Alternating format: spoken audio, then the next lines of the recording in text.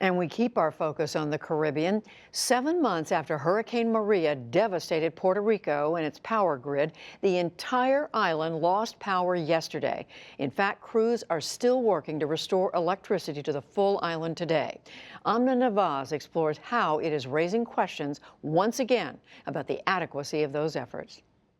While the latest blackout affecting more than 3 million residents is the biggest since September, there have been periodic problems with electricity on the island.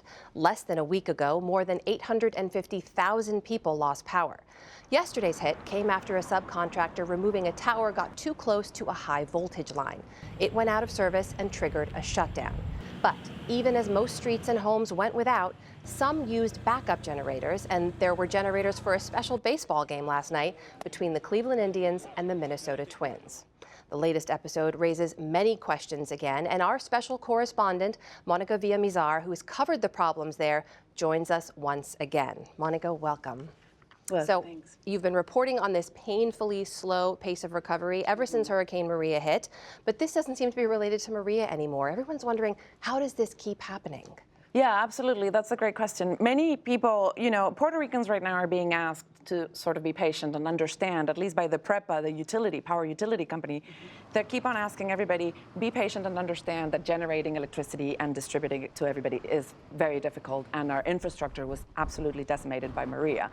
But if you stop to think, Puerto Ricans are saying, how can we be patient after, not having electricity for months on end? Many people still today do not have power. Right. And how can it be so complicated? The truth of the matter is, in all fairness, it is complicated, and the grid was very poorly damaged, but it was also in very bad conditions. They have a massive transmission problem right now, which means it's really fragile and unstable. So if you knock down a tower, like you say, how can that throw the whole island into darkness? That's not normally what happens in other countries. In Puerto Rico, it's happening because the system that was put in place and the power grid is so obsolete that this is the situation they have. So it was a bad problem, decimated and made worse by this Category 5 storm 7 months ago. So who owns the problem? Who actually has responsibility to try to fix it now? That's a great question, and that's sort of what we have been seeing, a political blame game.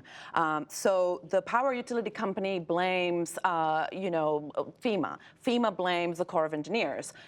Puerto Ricans blame the Trump administration. Everybody is going to blame everybody, but in the end, the island is bankrupt. There is no money, and to fix this enormous problem is going to take billions and billions of dollars that the island does not have. So they're facing a very serious situation, which is fixing a massive problem, fixing it soon, because remember, hurricane season is going to start again. Right. And in the meantime, all these local authorities and politicians throwing blame around.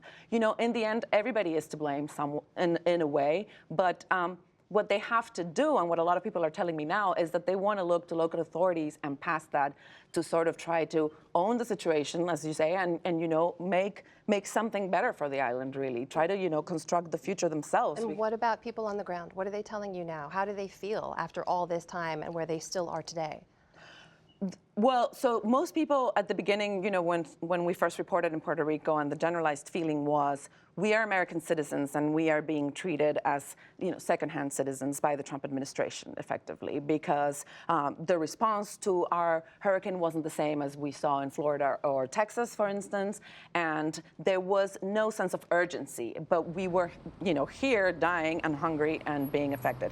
It's sort of slightly shifted now, and I think they're looking to their local authorities, to Governor Rosselló, to Mayor Carmen Yulín, et cetera. Like, what are you going to do to fix our problems? Because you know what, in the end, they say they don't have education because of all these debt restructuring and the consolidation of schools, et cetera. They don't have education, they don't have power, and they don't have health. So when a government is not providing that, it's somewhat failing in its role. And that's when people are really going to start asking more of their local authorities and local leaders because they really need solutions to urgent problems. And the situation they're facing right now is we stay here and make things better, or we have to leave to the mainland. And with hurricane season around the corner, they need those solutions fast.